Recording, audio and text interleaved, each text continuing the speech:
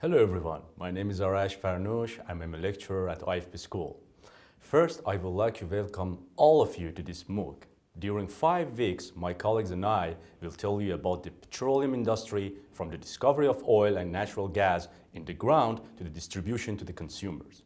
But let me start by setting the scene. During this session, we will try to understand why the oil and natural gas energies are dominant in the global energy mix today, and why they will probably remain our main resources in the next years to come. Human development is closely linked to energy consumption. Humans, since the dawn of time, have been able to master different forms of energy and transform them to improve their quality of life. Our ancestors had to rely on limited resources like muscle power, wood, or water mills.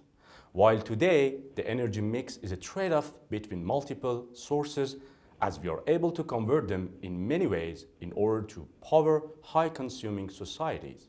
If we observe what happened during the last century, population, economic wealth, and energy consumption grew almost without any interruption, one influencing the others and vice versa. Global population was 1.6 billion in 1900, 2.5 billion 50 years later, and we are more than 7 billion human beings today. Wealth, estimated by the gross domestic product in real value, has been multiplied by a factor of 40 over the same period. Energy consumption has been both a support and a consequence of this growth, rising from slightly less than 1 billion tons of oil equivalent in 1900 to almost 13 billion tons today. However, there is not one single type of energy, but several that compete with and complement one another to satisfy our different needs. Nutrients contained in food were probably the first energy resources, powering human muscles to perform the basic subsistence activities. Humans may have used the first extrasomatic energy conversion about 800,000 years ago by mastering the control of fire. Since then, there have been many energy revolutions. Just take a look at the last 100 years. Coal replaced wood as a more efficient resource to power steam machines. Then oil became the leading fuel in support of the automobile boom.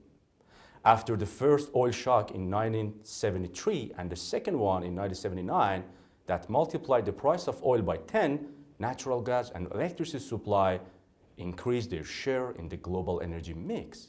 But energy systems require heavy infrastructures, therefore they require time to evolve. Due to this inertia, the mix will not change rapidly and fossil resources will remain the dominant fuels in the energy mix for many years ahead. So how this mix is shaped today? In 2013, oil accounted for 1/3 of the global primary energy consumption, coal for 30%, and natural gas for almost 24%. Then come electricity resources, such as hydro for 7%, nuclear energy for 4%, and modern renewable energies, such as wind, geothermal, and solar for only 2%. But the primary energy, the energy as found in nature, needs to be processed and transported before being available for end users. From the 13 billion tons of oil equivalent of primary energy, we get only 9 billion tons in final energy, after withdrawing transformation and transmission losses. Fossil resources remain dominant in the mix because so far they appear to be the most economic and efficient energy sources for our main uses. Heat, that accounts for more than half of our needs, is mainly satisfied by oil or natural gas. Transport, which is almost 1/3 of the global energy demand, relies almost entirely on oil, while coal is the main source for electricity, which represents 15% of the final energy consumption. And fossil resources are here to stay in the future. Based on our current consumption, proven oil reserves can still satisfy our needs for the next 53 years, natural gas for 55. In the meantime, new discoveries are made every day, pushing back the often predicted but yet to be seen end of fossil fuels. Moreover, we have to keep in mind that reserves depend on the price. As the oil price goes up, more resources become profitable to extract from the ground and are added to the global proven reserves. What may be coming to an end, however, is the easy oil. By easy oil, I mean the reserves easy to find, easy to extract from the ground, and easy to transform into ready-to-consume products. Since the mid-20th century, the most important oil and natural gas reserves have been discovered in the Middle East. This region, led by Saudi Arabia, Iran, Iraq, Kuwait, and the UAE, represents almost half of the world's proven oil reserves. For natural gas, notably thanks to Iran and Qatar, the Middle East holds 43% of the global reserves.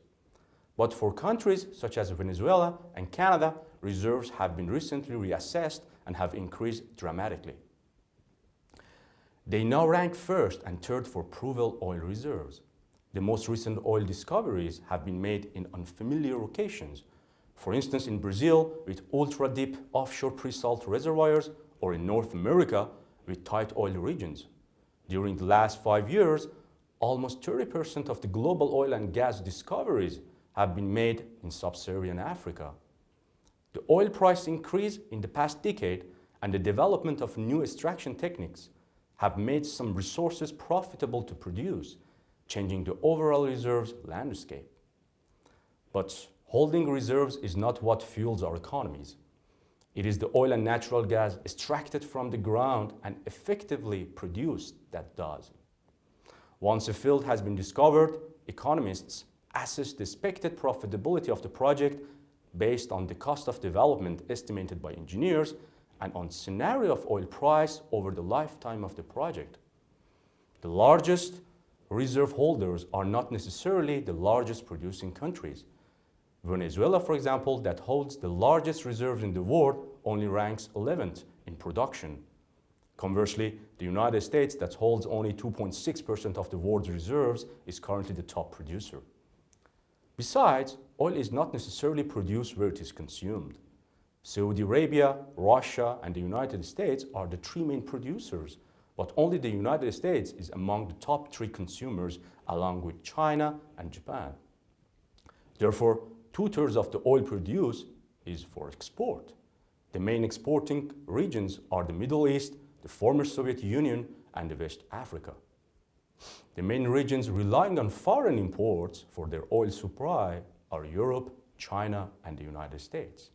Although the US has recently reduced its imports with the local development of unconventional production.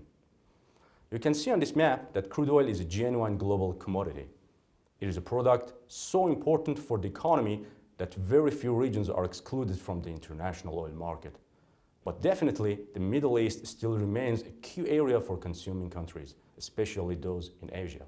To extract crude oil and natural gas from underground and transform it into usable petroleum products, of course ready to satisfy the final consumer needs, the oil and gas industry needs efficient markets capable of connecting supply and demand from everywhere in the world in the most optimal way.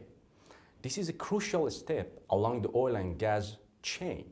So I will now leave the floor to Sydney Lambert-Lalit, who will introduce you to the fundamentals of energy commodity trading. In other words, how oil and natural gas prices are formed and what challenges they will bring for both suppliers and consumers. Thank you very much for listening, and for the moment, au revoir.